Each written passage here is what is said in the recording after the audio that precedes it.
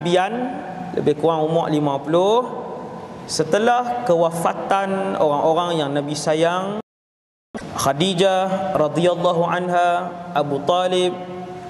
Dalam tahun yang sama, bila meninggal orang-orang hak Nabi sayang ni,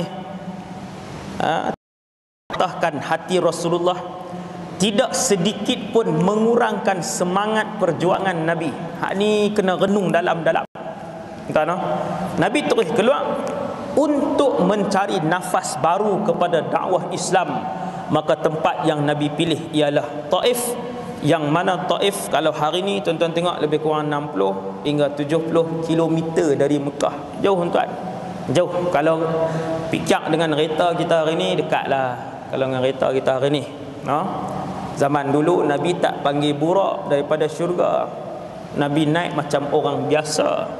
Nabi naik unta, Nabi naik kuda macam orang biasa untuk menyebarkan Islam. Maka Nabi keluar dengan Zaid bin Harithah, anak angkat dia, anak angkat Rasulullah, keluar ke Taif dengan perjalanan yang jauh. Akhirnya dihalau dengan kejam, dikeji, dicaci oleh pemimpin-pemimpin Taif. Tidak seorang pun yang masuk Islam di tangan Nabi sallallahu alaihi wasallam. Ketika keluar daripada bumi Taif, bahkan Nabi dihadiahkan oleh penduduk Taif dengan balingan batu, kayu dan sebagainya, sehingga membuatkan darah seorang Nabi yang selipar Nabi SAW. Bukan darah sikit tuan, bukan darah turun tang ni lepas tu lap habis dah, turun sampai ke bawah. Nabi pun keluar berehat di sebuah kebun. Akhirnya pekerja di kebun itu melihat akhlak Rasulullah, sopannya, ramahnya, penyayangnya Nabi SAW, bersihnya Rasul itu, ucapan bismillah yang keluar daripada mulut Nabi ketika Nabi menyuapkan anggur ke dalam mulutnya. Lelaki dan pemuda yang bernama Addas memeluk agama Allah Subhanahu wa taala, seorang masuk Islam. Perjuangan Nabi dia, Allah uji Nabi ni tinggi, jauh, jauh. Kemudian Nabi pun balik. Bila balik ke kota Mekah, kita sampai pada bulan yang lepas di situ. Nabi pun balik dengan Zaid bin Harithah. Waktu nak masuk kota Mekah, Zaid bin Harithah tanya, "Ya Rasulullah, bolehkah ni nak masuk balik kota Mekah? Bolehkah? Bukankah kita keluar hari itu dalam keadaan Abu Talib dah tak ada, kita keluar hari itu dalam keadaan Khadijah bintu Khuwailid dah meninggal dunia, kita keluar dalam keadaan mereka baru je habis boikot kita dan semua ahli keluarga kamu. Bolehkah masuk ya Rasulullah?" Maka Nabi SAW jawab kepada Zaid ibn Harithah, "Dengar wahai Zaid, sesungguhnya Allah pasti akan memberikan ketenangan kepada siapa yang membantu agama ini dan nabinya."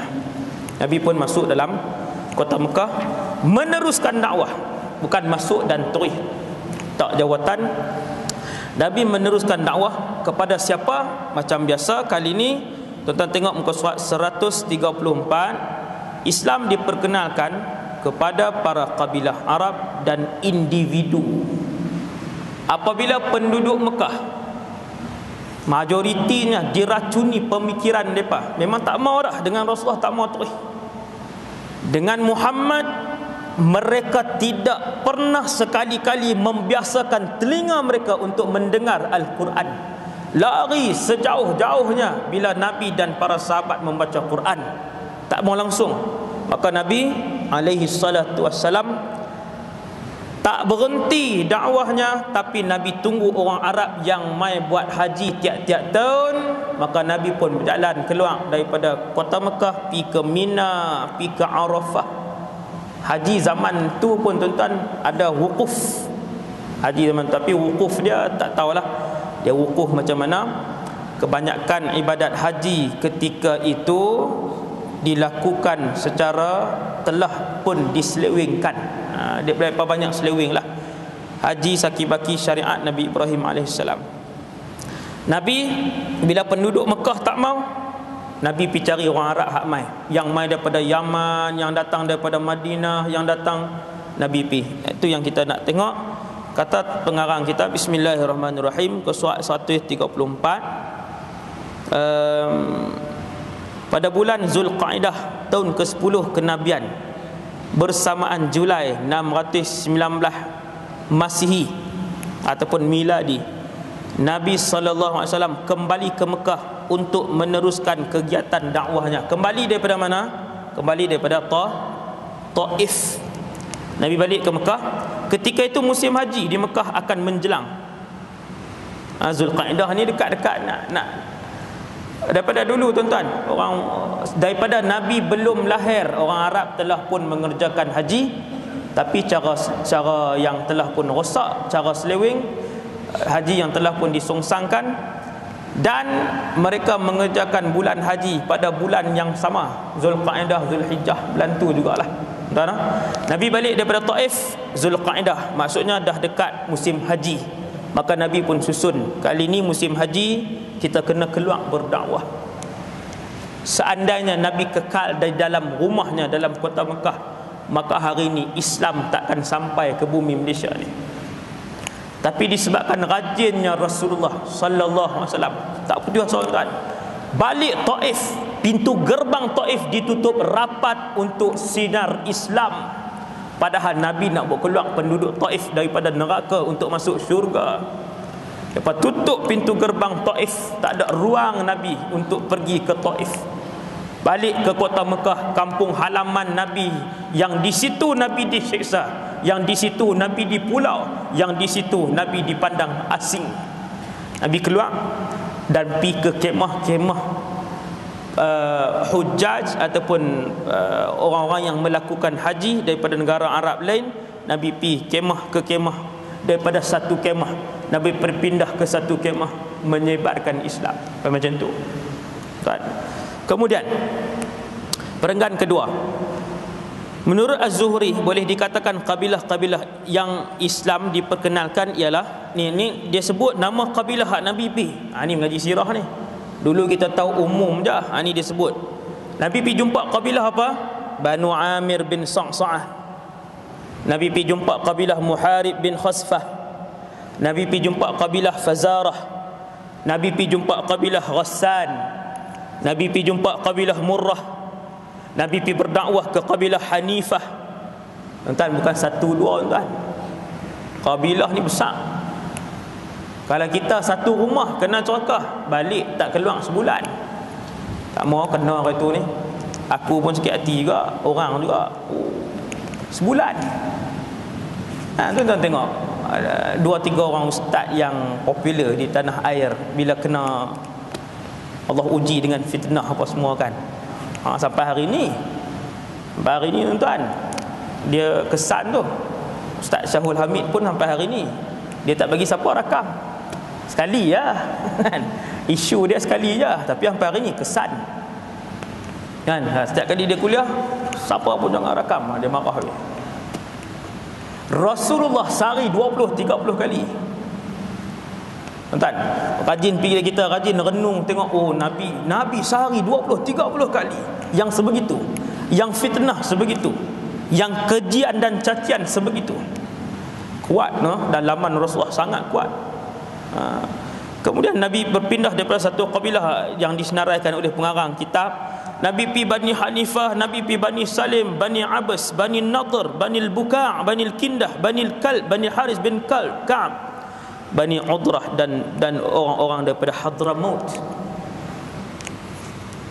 Banyak kemah orang buat haji tuan. Nabi pi satu-satu.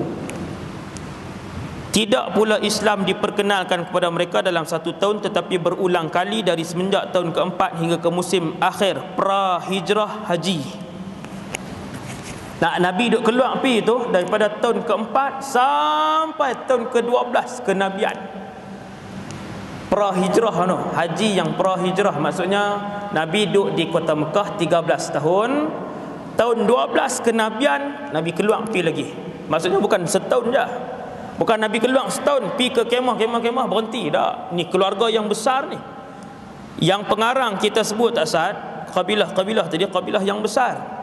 Bani sekian, tuan-tuan. Akhirnya tuan-tuan, bagaimanapun berapa ratus yang Nabi dapat daripada situ, mereka tetap berkeras hati, malah tiada seorang pun yang menyambutnya dengan positif. Tuan-tuan, daripada tahun 4 kenabian tu, Nabi duk ulang alik pi orang mai buat haji, Nabi pi pusing tawaf daripada satu kabilah ke satu kabilah, sampai tahun 11 kenabian tak ada seorang pun yang masuk Islam. Tak ada seorang. Lepas tu baru orang-orang Ansar, saya tengok orang-orang Ansar ketika tu barulah menyahut seruan dakwah Nabi. Ini cerita dia. Tiap-tiap tahun Nabi pergi tu, selama 11 tahun ataupun 7-8 tahun tu tak ada siapa masuk Islam. Sampailah dekat-dekat pra-hijrah. Haji yang pra-hijrah, maksudnya haji yang orang Arab mai buat, yang maksudnya dalam tahun 12 ataupun 13 kenabian, waktu tu barulah ada sebahagian. Kita tengok. Berikut adalah beberapa aspek berhubung dengan rayuan Rasulullah mengajak mereka menerima iman seperti yang didakwahnya. Nabi berdakwah kepada keturunan Bani Kalb, terkenal dengan nama Bani Abdillah. Dalam Bani Kalb ada satu kabilah nama Bani Abdullah. Memperkenalkan mereka mesej Allah sambil merayu agar menerimanya demi Allah yang telah memilih nama begitu indah untuk bapa mereka, tetapi tidak berhasil. Nabi pergi satu kabilah Arab luar daripada Mekah mai buat haji. Nama kabilah tu Bani Abdullah. Cantik nama dia, Bani Abdullah, kabilah hamba Allah. Nabi kata, Allah yang pilih nama kepada kalian, keturunan kalian dengan nama yang indah. Masuklah Islam. Mereka pun tolak. Semua tolak, kebanyakannya semua tolak. Kemudian nombor 2, Nabi berjumpa dengan Bani Amir bin Sa'sa'ah di perkemahan mereka, mengajak mereka meninggalkan amalan menyembah berhala dan mengikuti Rasulullah. Nabi suruh mereka tinggal berhala tu, peluk agama Islam. Salah seorang mereka bernama Bahirah bin Firas membalas balik. Dia kata, wahai Muhammad, kalau kami ikut agama kamu, adakah kamu akan memberikan kepada kami kuasa nanti bila kami masuk Islam? Awal-awal lagi minta jawatan, awal lagi nak suruh sokong kamu Muhammad, nak suruh bersama dengan kamu Muhammad, nak suruh ikut jamaah kamu, nanti ada peruntukan tak jawatan? Kami jadi portfolio apa ke 2-3 sebelum masuk minta dah. Nabi jawab, Nabi kata keseluruhan urusan adalah di tangan Allah. Nabi kata Allah menganugerahkan kuasa jawatan kepada siapa juga yang diinginkan oleh Allah. Kemudian Bani Amir tadi balik ke kampung. Tuan-tuan boleh tengok ke surat 135 perenggan yang kedua. Saya langkah sikit. Bila Bani Amir ni pakat balik, dah bincang dengan Rasulullah di Mekah waktu buat haji, Nabi mai dakwah. Bincang, Nabi bagi tahu sekian, depa ni pun balik ke kampung halaman. Depa jumpa dengan orang yang paling berpengalaman di kampung mereka. Orang tua paling berpengalaman, semua orang hormat dia, ada pengaruh. Depa pun cerita, waktu kami pergi haji tahun ni, ada satu orang laki-laki pemuda daripada Quraisy. Dia kata dia Nabi. Dia mai kat kami, depa pun cerita panjang dekat orang tua tak sah yang berpengaruh tadi. Syekh tua itu tersentak mendengar berita itu dan kagum. Sekiranya tiada jalan lain untuk merebut peluang terbuka di hadapan mereka, lalu bersumpah. Orang tua hak pengalaman tak sah kata sebenarnya dia adalah keturunan Ismail. Oh, dia tahu. Orang tua tak sah tahu. Dialah sebenar-benarnya Nabi. Bagaimana kalian boleh tersalah erti kata-katanya? Dia kata rugi hampa rugi. Dia adalah keturunan Ismail dan dia adalah Nabi. Hampa rugi tak ikut dia. Orang tua tu kata. Tapi habis macam tu je lah. Habis dengan ayat tu je. Kemudian pengarang kita perkenalkan kepada kita 1, 2, 3, 4 nama, 5 nama di kalangan para sahabat yang boleh jadi malam ni Semua nama ni berapa yang tuan-tuan pernah dengar nama mereka? Pasal apa diperkenalkan lima nama ini? Kerana sepanjang Nabi berdakwah kepada orang luar Mekah yang mai buat haji, kesemua tolak dakwah Nabi sampailah tahun ke-12 kenabian. Ada seorang. Macam tu je.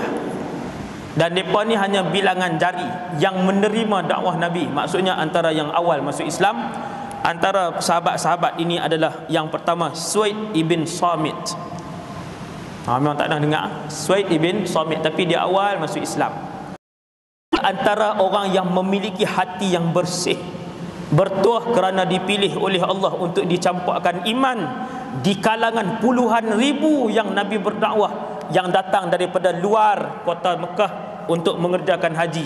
Mereka ni je yang Allah buka hati mereka masuk Islam, awal masuk Islam. Antaranya sahabat yang bernama Suaid ibn Samit. Siapa dia Suaid ibn Samit? Cara ringkas, dia seorang penyair hebat yang tidak menonjol dari Yathrib. Penyair hebat tapi dia tak ke depan. Semasa berada di Mekah untuk mengerjakan ibadat haji atau umrah, dia bertemu dengan Rasulullah SAW. Lalu Nabi pun ajak dia masuk Islam. Nabi tak henti, tuan-tuan. Dakwah Rasulullah tidak berhenti, kerana kita tak tahu di manakah pintu hidayah yang telah dibuka ataupun sedang ditunggu untuk dibuka. Ada dah pintu hidayah, tinggal tunggu pendak, tinggal tunggu orang Islam saja, tinggal tunggu mana-mana ustaz saja nak pergi buka pintu tu, kemudian cahaya akan masuk kepada dia. Tuan-tuan tengok dalam Pencetus Ummah tahun bila tahu Warren Fernandez kan masuk Islam kan. Ada setahun tu dia pergi sebagai orang bukan Islam, dia tengok rancangan Pencetus Ummah dan dia seronok tengok cara memperkenalkan Islam. Dia pergi tahun satu lagi ke pergi tahun tu juga? Tahun ni. Lepas tu dia masuk Islam. Pintu hidayah. Maka begitulah Rasulullah SAW, Nabi berdakwah. Akhirnya Nabi jumpa seorang penyair. Penyair zaman tu tuan-tuan kira orang hebat lah. Penyair zaman tu kira cendekiawan yang hebat lah. Nabi pun ajak dia masuk Islam. Ketika pelawaan itu, Suaid menyampaikan setengah kata-kata hikmah Luqmanul Hakim yang indah didengar kepada Nabi SAW. Dia hafal kata-kata hikmah Luqmanul Hakim. Luqmanul Hakim ni semua orang tuan-tuan kenal lah. Seorang yang diberikan oleh Allah dengan kebijaksanaan yang banyak. Dia hidup sezaman dengan Nabi Daud alaihissalam. Hidup sezaman dengan Nabi Daud. Bila Nabi Daud diutuskan, dia Luqmanul Hakim berhenti daripada mengeluarkan fatwa. Dan juga ni dia kata sebab dah ada Rasul, dia kata tanya kepada Rasul. Jadi perkataan Luqman banyak sehingga Allah merakamkan di dalam Quran. Nak beritahu betapa hikmahnya Luqman ni. Indah perkataan dia. Suaid ibn Samit dia hafal perkataan ni. Bila Nabi ajak untuk peluk Islam, Suaid bin Samit dia bacakan perkataan Luqman yang indah ni. Dia kata, adakah wahai Muhammad kamu menyeru kepada seperti perkataan ini? Adakah wahai Muhammad seruan kamu kepada seperti perkataan ini? Nabi pun membaca Al-Quran. Nabi kata ada sesuatu yang lebih istimewa daripada perkataan Luqman. Nabi pun baca Quran. Bila baca Quran depan seorang penyair, penyair ni kena cerdik. Zaman tu penyair ni sebab susah, syair Arab susah tuan. Jadi bila dia baca depan orang yang cerdik, kemudian menerima kebenaran, akhirnya dia pun masuk Islam. Dia masuk Islam. Dia terbunuh di medan pertempuran Bu'ath, iaitu tahun ke-11 kenabian. Berlaku perang di Madinah, ada perang iaitu peperangan Bu'ath di antara Aus dan Khazraj. Perang tuan, Aus dan Khazraj sebelum Nabi mai perang. Ratusan tahun mereka berperang sampai letih. Tuan-tuan, sahabat-sahabat di Madinah, Aus dan Khazraj tu di Madinah ni berperang ratusan tahun sampai masing-masing letih dah perang. Sebab tu bila Nabi mai, mereka terima tu sebagai pemimpin. Jadi sahabat Suhaib bin Samit ni dia terbunuh dalam perang tersebut sebelum Nabi pergi ke Madinah. Kemudian qaswat 136, seorang sahabat nama dia Iyas bin Mu'adh. Iyas bin Mu'adh, entah no, sahabat Nabi. Dia ni remaja daripada kabilah Aus. Dia seorang remaja. Dia datang ke Mekah bukan untuk buat haji, tetapi dia salah seorang delegasi yang datang ke Mekah sebab nak buat pakatan dengan Quraisy, sebab nak lawan dengan Khazraj. Di Madinah ada dua bangsa Arab yang besar, Aus dan Khazraj, yang selepas Nabi sampai semua masuk Islam. Aus dan Khazraj ni perang ratusan tahun. Antara peperangan yang paling akhir sebelum Nabi sampai ke Madinah namanya Harbu Bu'ath, peperangan Bu'ath. Aus jumlah mereka kurang daripada Khazraj. Khazraj lebih besar. Jadi Aus datang ke Mekah nak buat pakatan dengan orang-orang Mekah. Kemudian Nabi pun jumpa dengan dia. Nabi pun bacakan ayat Quran. Nabi dakwah kepada dia, baca ayat Quran dan sebagainya. Akhirnya dia masuk Islam dan menghembuskan nafas dengan nama Allah dan segala kebesaran Allah, kehebatan Al-Quran. Nabi jumpa orang luar, panggil baca Quran. Mereka faham ustaz tak apa kan? Itu duk bagi alasan tu. Mereka faham lama-lama sampai bila sampai bila tak baca Quran. Tuan-tuan tengok betapa ramai orang yang sebab mendengar ayat Quran dalam TV, melihat, membaca di kaca televisyen, mendengar dalam radio ataupun terbaca di majalah, satu ayat je baca, mai hidayah. Ini mukjizat Quran. Sebab tu Quran baca. Ada kawan non muslim pilih ayat-ayat baca kat dia. Boleh jadi salah satu ayat itu adalah penyebab kepada dia untuk memeluk Islam. Saya bawa baru-baru ni yang lepasan PT3 dengan periksa SMA ke tempat, pergi ke sebuah pusat penternakan udang kebangsaan di Pulau Sayak, dekat yang sekolah kami. Tapi dah pusat tu hak kebangsaannya besar.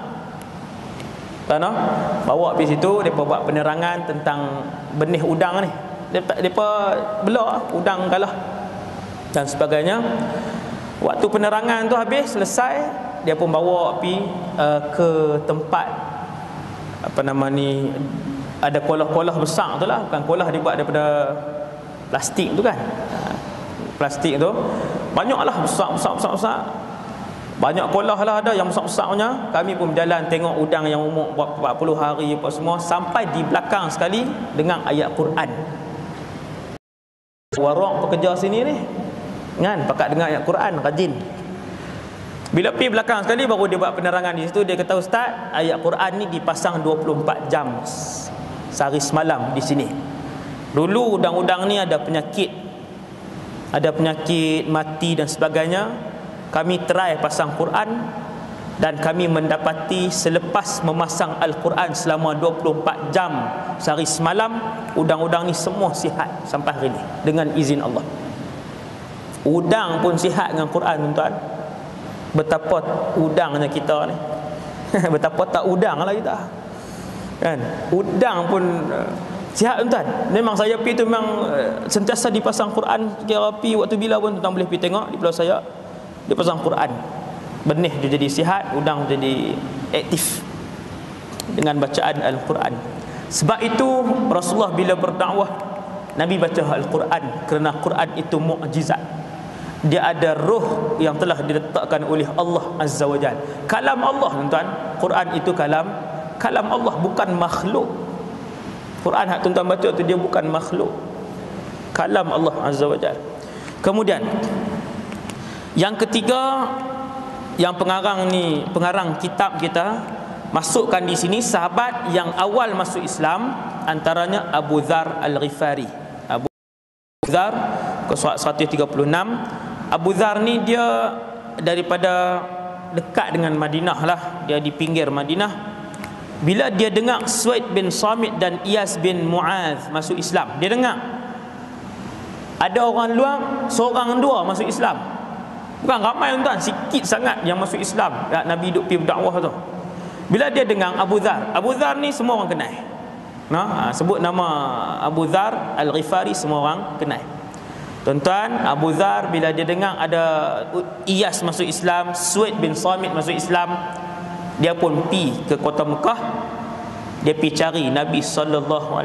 Bila dia pi terus ke kota Mekah, orang tak kenal dia, dia tak kenal orang.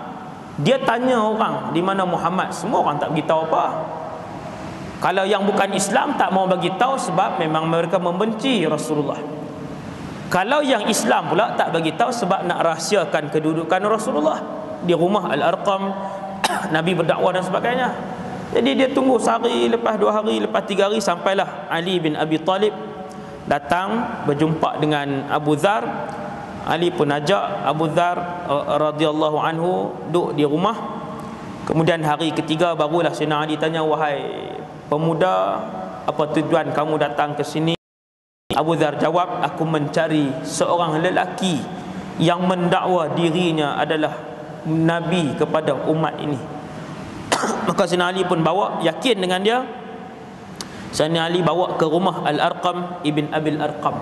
Bila masuk, Nabi terus bacakan ayat Al-Quran kepada Abu Dhar. Bawa tuan-tuan, Nabi terus baca. Baca tuan-tuan, boleh pasang-pasang. Kalau kita ada kawan pun, baca bagi dia dengar ayat Quran. Biar dia dengar. Memang dia tak faham apa, tetapi ayat itu sekiranya hati orang tu bersih, maka dia akan masuk, menyerap, dan boleh jadi pada diri dia pintu hidayah Allah telah pun ada, tunggu nak buka saja.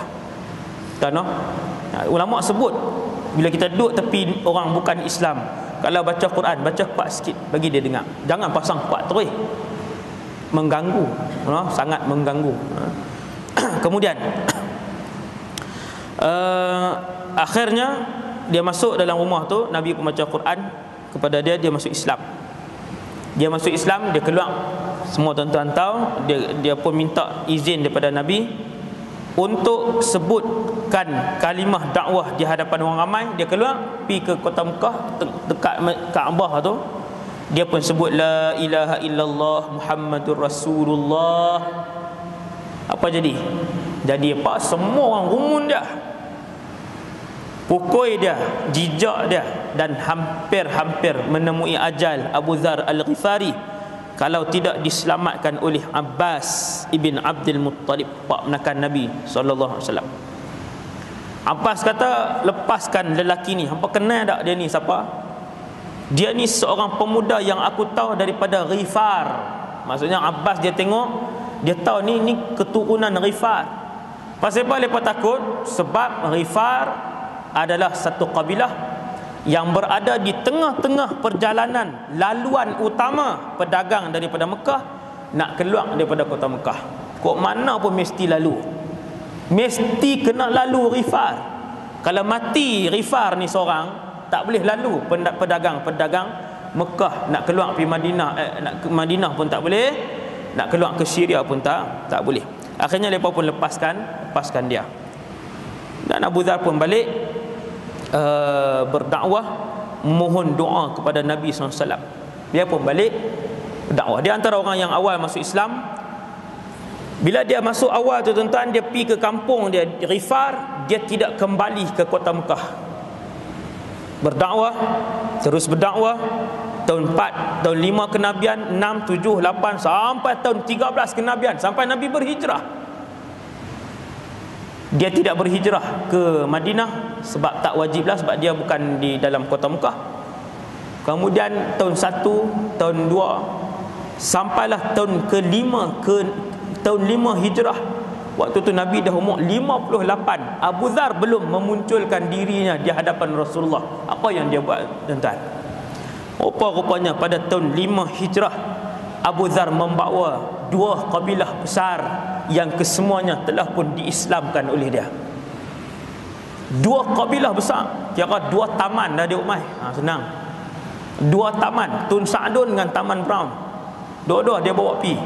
Dia kata, ya Rasulullah, di belakang aku adalah penduduk Far dan juga Salim, kesemuanya telah mengucap la ilaha illallah Muhammadur Rasulullah. Tu buat kerja dakwah betul tuan-tuan. Buat kerja dakwah. Awal masuk Islam tu sekali tu je jumpa Nabi. Assalamualaikum, pi patah balik kampung berdakwah, bawa pergi ke Nabi dua kabilah. Nabi punya seronok, Nabi angkat tangan, Nabi kata Ghifarun ghafarallahu lahum. Ghifar, semoga Allah mengampuni mereka semua. Sebab semua masuk Islam. Semua tuan-tuan. Kita anak pun tak lepas lagi. Isteri pun pakai ketat lagi. Dia buat mas satu kabilah. Nabi angkat tangan, Nabi doa kat Ghifar. Hadis yang masyhur, yang sahih. Kemudian Nabi kata Salim, sebab dua kabilah, satu lagi nama Salim. Nabi kata salamahallah, Allah mensejahterakan mereka. Seorang je tuan-tuan, seorang je masuk Islam, kemudian dia bawa dua kabilah. Dan antara yang awal masuk Islam, nama sahabat ni Tufail. Tuan-tuan, tak pernah dengar kan? Tufail bin Amr Ad-Dawsi. Tufail bin Amr. Dia, tuan-tuan boleh tengok muka surat 137. Dia daripada kabilah Daus. Bukan di Mekah, tapi daripada Yaman. Kabilah Daus adalah daripada Yaman. Dia ni tuan-tuan orang besar di Yaman. Maksudnya ada orang kanan di Yaman, dia sudahlah orang besar. Lepas tu pula ahli akademik daripada Yaman. Senangnya cerita. Kira orang ngaji, ahli akademik, dan dia juga ketua kabilah, salah satu kabilah di Yaman, seorang penyair, seorang yang amanah. Tuan-tuan, Tufail bin Amr ni dia pergi ke Mekah. Bila dia pergi ke Mekah nak buat umrah ni, menteri-menteri Mekah tengok muka Tufail, dia kata tu menteri daripada Yaman, cepat pergi bagi tahu kat dia, kata di Mekah ni ada orang gila nama Muhammad. Depa kenal Tufail ni menteri di Yaman. Kalau dia ni masuk Islam, habis. Maka menteri-menteri ni pun pakat pergi ambil Tufail ni dengan kereta kerajaan Mekah waktu contohlah, buat pergi penginapan apa semua. Tufail dia berkata, Datuk Seri Tufail jaga di Mekah ni ada satu orang cukup bahaya punya, jangan pergi duduk dekat kat dia. Dak, perkataan dia pun tak boleh. Kan, perkataan dia pun tak boleh dengar. Kalau lalu kat dia kena tutup telinga. Tuan-tuan, saya tak tambah ni, sungguh ni hak saya tambah hak kereta tu lah. Tutup telinga. Dengan sebab tu Tufail ni sampai jumpa hak menteri ni cakap macam ni, menteri ni cakap macam ni, menteri ni cakap macam ni. Akhirnya bila dia sampai ke Mekah, dia nak pergi tawaf, dia ambil kapas, dia sumbat dua-dua telinga dia. Tawaf. Satu hari bila dia nak pergi tawaf, dia sumbat kapas di telinga dia. Dia nampak Nabi sallallahu alaihi wasallam. Hari tu dia nampak Nabi. Nabi ni satu orang manusia yang bila orang lain tengok, orang tahu dia ni baik ke jahat. Tuan-tuan tengok muka Tok Guru pun tuan-tuan tahu bukan muka jahat. Apatah lagi muka Rasulullah sallallahu alaihi wasallam yang bercahaya, yang lembut, yang apabila Nabi bercakap tidak pernah mengangkat suara jauh sekali untuk mencaci dan menghina orang. Bila Tufail ni tengok satu orang manusia yang bernama Rasulullah duduk di situ, dia tengok, dia kata ni bukan orang jahat. Orang jahat ni tuan-tuan tengok pun tahu kata jahat. Tengok muka dia dengan muka setan tu lebih kurang. Bukan saya pernah tengok setan, tapi tengok muka dia pun kita meluat. Bukan kita baik, tapi orang jahat ni orang boleh jam. Budak darjah 5-6 pun kau tunjuk kat dia penyangok ni kan. Dia tengok dia kata orang jahat. Budak darjah 4 ke darjah 5, tuan-tuan tunjuk kat dia penyangok hak teruk ni, dia tengok dia kata orang jahat. Apatah lagi Rasul yang haibah dia, yang dengan akhlak dia, dengan bila Tufail tengok, Tufail kata ni bukan orang jahat. Hak depa kata Muhammad ni jahat, Muhammad ni gila, Muhammad ni dia kata ini bukan penyihir dan ini bukan orang gila. Manusia paling cerdik tuan-tuan. Nabi duduk pun orang tahu dia cerdik. Cara Nabi duduk, cara dia bercakap dengan orang. Maka Tufail mendekatkan diri dia dengan Rasulullah. Sebab Tufail ni bukan orang jenis dia orang ada ilmu. Ada ilmu, dia orang yang berfikir. Dia pun pergi kat Nabi SAW.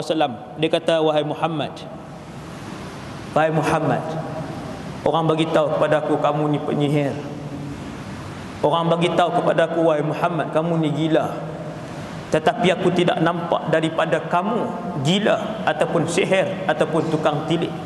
Apa yang kamu bawa? Ni Tufail ni.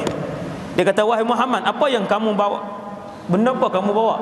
Tanya benda apa bawa. Peluang Nabi ya. Nabi terus baca. Bismillah apa semua. Rasulullah dengan suara dia, dengan ruh Quran kan. Nabi pun baca, tak cakap banyak, dia masuk Islam. Masuk Islam Tufail bin Amr Ad-Dawsi. Dia pun balik berdakwah, dan antara orang yang terawal masuk Islam di tangan Tufail adalah seorang sahabat yang lebih masyhur daripada Tufail. Nama sahabat itu adalah Abu Hurairah Ad-Dawsi. Tuan, Abu Hurairah masuk Islam di tangan ni. Ni sahabat ni. Sahabat ni lepas dia masuk Islam nak balik pergi Yaman tu jauh. Allah bagi petanda kepada dakwah yang dia nak bawa balik. Tuan-tuan sekalian, Allah membuatkan cahaya di muka Tufail. Cahaya macam lampu ni, terang pak ni tu. Akhirnya bila dia nak balik, dia tengok muka dia cahaya. Dia kata, ya Rasulullah, janganlah di muka. Dia minta ubah. Sebab dia kata takut nanti kabilah aku kata kena dengan berhala kami. Jadi cahaya tu. Nabi pun berdoa, ya Allah, duduk tangan lain. Maka cahaya tu pun berpindah ke tongkat ataupun ke cemetinya. Jadi cahaya. Tongkat Tufail bercahaya, tuan. Sayyidina Tufail, tongkat dia cahaya. Tongkat dia ataupun cemeti dia cahaya. Dia pun balik berdakwah. Yang masuk Islam Abu Hurairah, Abdul Rahman bin Sakhar. Kemudian Tufail dengan Abu Hurairah radhiyallahu anhuma menyebarkan Islam di sana. Kemudian kata pengarang kita, antara yang masuk Islam namanya Dhumad Al-Azdi. Tak nak dengar ni nama sahabat, tuan, awal lepas masuk Islam. Dia ni Tok Bomo daripada Yaman. Dia ni memang pandai jampi serapah. Daripada Yaman, daripada kabilah Shanu'ah di Yaman. Bila dia mai Mekah, dia masuk kota Mekah, semua orang cerita pasal Rasulullah SAW. Bukan cerita benda baik, semua bercerita tentang benda tak elok Nabi. Kita kena sekali orang fitnah, bergegak tubuh badan, sebulan tak ada mood nak ceramah. Saya waktu belajar di Syria pun pernah sekali kena tangkap. Dia nak tangkap orang lain, tertangkap saya. Bawa pergi ke sana, kena soal jawab berapa bilik. Dia tanya soalan banyak, tapi semua soalan dia sama. Sebab dia nak cantik, dia tengok jawapan kita sama tak. Banyak dia tanya panjang. Keluar pada tu sebulan tak boleh buat apa. Alah, masuk sehari lah. Tuan-tuan, Rasulullah ni orang luar mai, semua penduduk Mekah beritahu ni, jaga ada orang gila, jaga ada orang jahat, jaga ada disihir nama Muhammad. Dia duk tunjuk ni tu ada sihir tu. Tuan-tuan nak hidup macam mana di kota Mekah? Dan betapa kuatnya hati Nabi SAW masih menyebarkan Islam. Rasulullah duk sebab macam itulah Islam. Bila Dhumad Al-Azdi ni, orang kenal dia ni, bomo besar daripada Yaman. Dia mai, orang bukan cerita, hang jaga aja, hang pun boleh kena. Dia kata tak apa, aku nak try ubat dia ngak. Dia nak pergi berubat Nabi SAW. Akhirnya dia pun pergi ke Nabi. Baru dia pergi jumpa Nabi. Dia kata, ya Muhammad, boleh tak izinkan aku mengubati kamu? Nabi pun kata, bismillah, alhamdulillah. Tuan, Nabi baca doa kat dia. Dia kena dulu. Nabi pun baca doa. Nabi pun baca doa habis. Muhammad kata, boleh tak ulang 3 kali? Dia kena dulu jampi oleh Nabi SAW. Nabi jampi.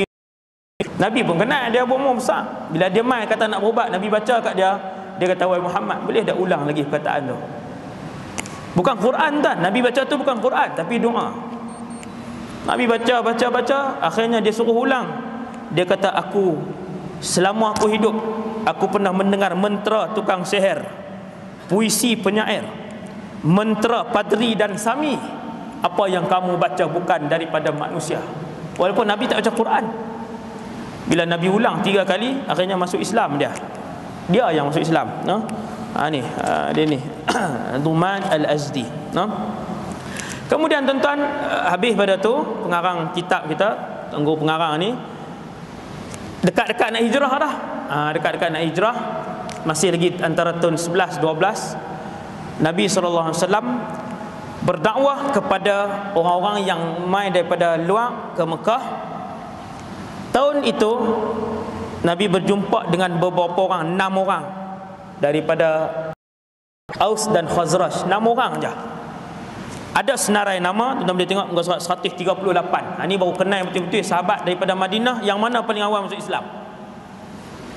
Tuan-tuan, Nabi berjumpa dengan 6 orang.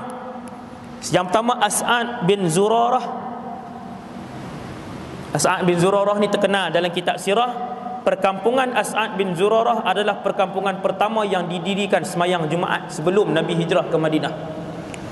Nabi duduk di Mekah lagi, semayang Jumaat telah pun dilaksanakan di perkampungan As'ad bin Zurarah.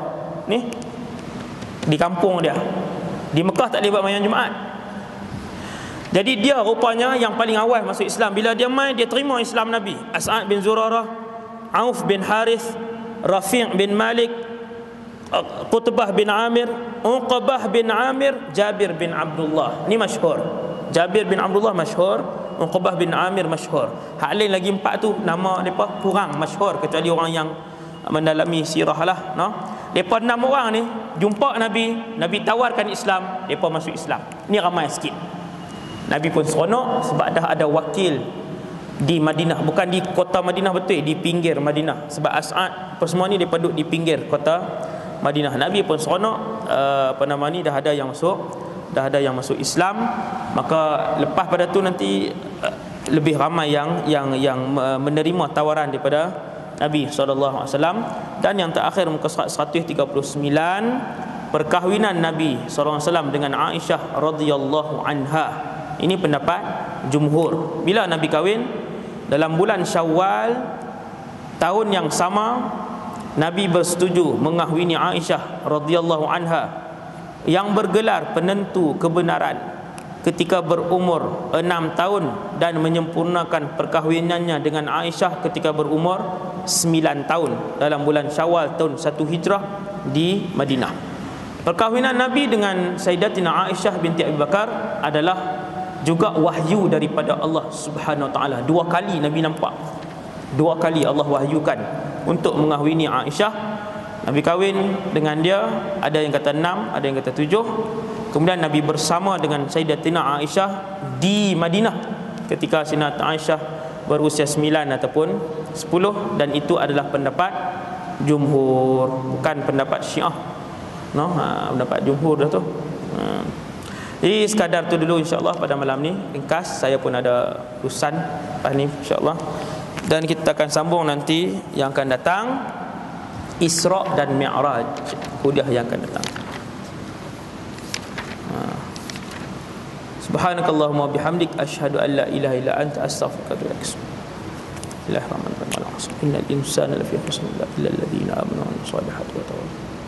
Wa sallallahu alaihi wasallam. Bismillahirrahmanirrahim. Alhamdulillah wassalatu wassalamu ala Rasulillah wa ala alihi wa sahbihi wa man wala. Allahumma 'allimna ma yanfa'una, ya Allah, ajarkanlah ilmu yang bermanfaat kepada kami.